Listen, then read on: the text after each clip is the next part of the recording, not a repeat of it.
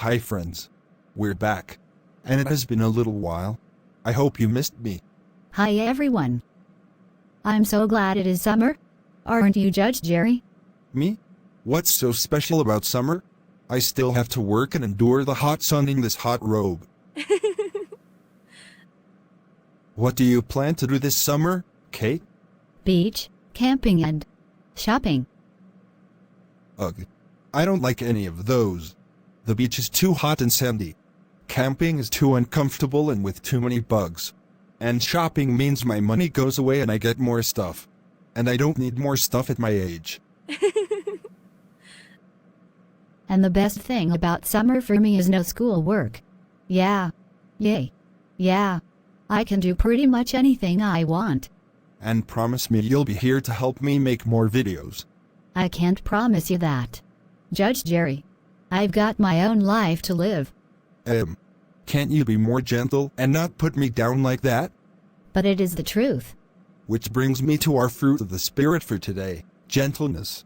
Waiter, I didn't order coffee. I don't drink coffee. I'm sorry. I must have mixed up your order with another table. I'm just starting this job today and I'm very nervous. Okay, I understand. My order was a milkshake. I can wait another 5 minutes for that. Thank you, sir. Thank you for understanding and not getting upset at me for getting you the wrong order. So what does that have to do with gentleness? I don't understand. Gentleness is being compassionate to others and their weaknesses. In that example, Josiah could rightly be upset with the waiter for getting him the wrong order. But instead of insulting him, he chose not to be angry, but to be gentle and understanding that the waiter made a mistake because of being nervous. Oh, I see that now. But I thought gentle meant careful. Like when you're handling an egg. Yes. Gentleness is being careful. It can also mean handling people with care. Treating people with care and being mindful of what we say and how what we say can negatively affect others. Are you Donnie? Yes, Doc. I don't have a lot of time, so tell me quickly. Do you feel any dizziness? No, Doc. My head hurts a little bit, but I'm not feeling dizzy at all. Okay. If there's no dizziness, just get a painkiller and you can leave. But aren't you going to examine my head and eye injury? I don't have a lot of time and I've got more patients to see. So as long as you're not feeling dizzy, you're good. But I waited for an hour. Aren't you going to do anything else to see if my injury is serious? Be manly, Donnie. And don't be so soft and let a little injury make you wimpy. Okay, Doc. Can't believe I just waited an hour for a lousy doctor to just tell me to take painkillers. Hi there, what seems to be the matter? I'm just disappointed that I waited for an hour and that doctor didn't even look at my injury. Would you like me to take a look? Sure. Thank you. Okay. Can you get on the bed so I can check your injury there? Or do you need my help? Thank you so much. There you go. Nothing to worry about. Thank you, nurse. I appreciate you checking my injury for me. You're very welcome. In our second example here, the male doctor that saw Donnie first was insensitive and not gentle regarding Donnie's feelings and concerns. Yes. I totally saw that. He was so cold. I so don't like that. So in a way, gentleness is about being sensitive towards others when sharing truth. I guess you could say that. Did I tell you about how Matt was so not gentle with me when I shared my ideas for the drama club? So, before the others arrive, I wanted to hear what you think about my idea.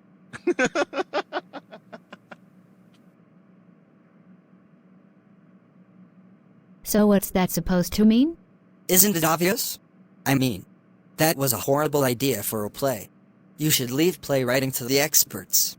And just stick to acting. Really? Was it really that bad? You're awful, Matt. I'll have to have a chat with Matt. He should be more sensitive. Totally agreed. But what about preachers? What about them? Can you be truthful and gentle at the same time? Greetings, church. Welcome to the Church of Judgment. It is my pleasure to be here and to preach the Word of God. For those of you who don't know me, I'm a no-nonsense preacher. I'm here to tell it as it is. I don't sugarcoat anything. If you're a sinner, you need to repent. Thanks for coming to church. How was it? That was a pretty tough sermon you preached. Yes. People have this idea of meek and mild Jesus. Did you know that he took whips and drove out money changers out of church? We need to be balanced. We have to tell people truth and correct them when they are wrong in a spirit of gentleness. To do this, we need to evaluate their situation and story. Where are they coming from? Because we are all works in progress. We are not perfected in a day, but are to be growing in goodness. The Bible does tell us to be harmless as doves. Plus, church leaders are asked to be gentle and peaceful in 1 Timothy 3 verse 3. Titus 3 verse 2 also tells us that we must not seek evil of anyone but to be peaceful and friendly, and always to show a gentle attitude towards everyone. James 3 verse 17 also tells us that the wisdom from above is pure, peaceful, gentle and friendly, full of compassion and produces a harvest of good deeds. Really? Yes. If we judge and are harsh with people without knowing their stories and without walking in their shoes, then we are not wise or gentle. At times we have to be harsh, but we do so based on understanding where the person is and what he or she should know and are capable of. Ah. Like when I babysit a 1-year-old baby versus a child that's nearly a teenager. You got it. So that's it for this week, folks. Until next time, this is Judge Jerry saying, bye-bye. Bye everyone, and be gentle.